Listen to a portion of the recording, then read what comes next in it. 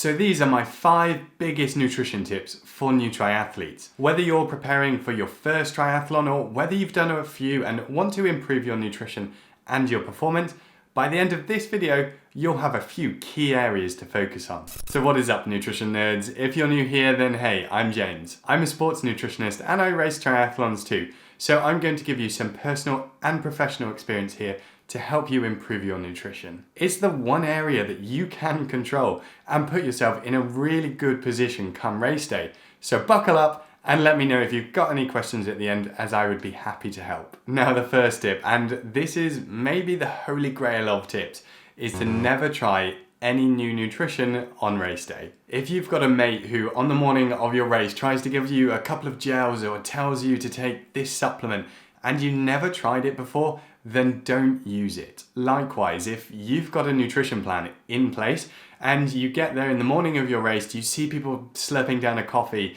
cramming in a bacon roll or whatever else they are doing, don't feel intimidated and cave into peer pressure. I actually saw that, by the way, at a triathlon that I raced at. There was a guy next to me who had just bought a large milky coffee and a bacon roll and was just frantically trying to eat it in the 10-15 minutes before we started. Don't do that. You'll ruin your race, probably vomit, probably not want to race again. It's far better to stick with what you've practiced. If you've got to that point and things haven't gone too badly, don't risk it by venturing into the unknown. Listen to the rest of this video and then go with your plan on race day, and you'll stand a much better chance of racing well without anything like tummy upset. This links to the second tip, which is to practice your nutrition beforehand. Now, by this I don't mean just practice using some gels or drinks that you've got in the cupboard. Practice the specific gels or drinks that you're going to use in your race. Make sure you can tolerate the brand, the taste, how easy whatever it is that you're using is to open. So for example, in the months build up to your race, try your bike nutrition during some turbo sessions. Work out in advance how much you're planning on using during your whole race and practice the right amounts in relation to the training session duration, and make sure you're comfortable with that. If you try it and you end up with stomach discomfort, bloating, or you try to run after and you get a stitch, then you know something isn't right and you've got time to change it. Practicing the exact nutrition will really help to reduce race day stress and make it all so much smoother. And you'll go into it feeling much more confident and that you've got this. Okay, so now I want to ask you a question. How important is breakfast before a triathlon? Do you need a big breakfast to make sure you've got the energy to get round the course? So the answer here is that breakfast is not super important. I would always recommend it if you can have it, but the aim of it is not to be super filling and power you through your race. The aim of breakfast is to give your energy stores a bit of a top up and to generally make you feel good before a race. I'm going to do some videos soon on race breakfast ideas for triathletes, by the way. So if you don't already, then press the subscribe button and the notification icon to stay up to date. The main bulk of energy that you need for your triathlon is actually in the food that you've eaten in the days before your race and the nutrition you have during it, not from your breakfast. A big breakfast is actually much more likely to cause tummy upset, yet it won't actually help much with performance. As with most things that we're talking about today, it's worth practicing your breakfast well in advance of your race to make sure that it's okay for you and fine-tune it if you need to.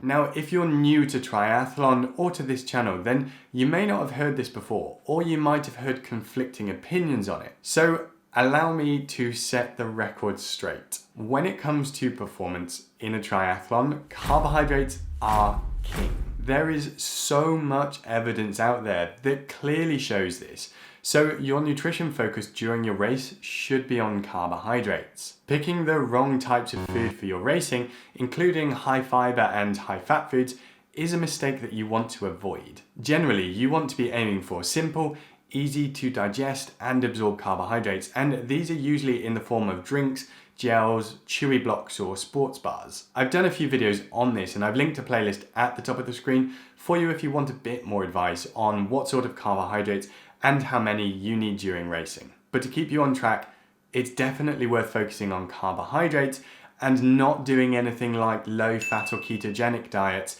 especially if you haven't got the advice of a nutrition professional.